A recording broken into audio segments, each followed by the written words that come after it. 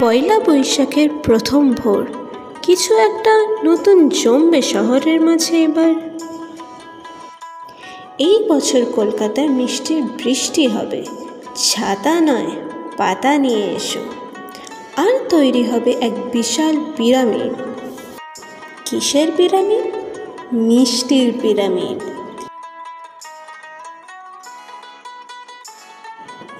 তাহলে চলো সবাই, 1, 2, 3, গো!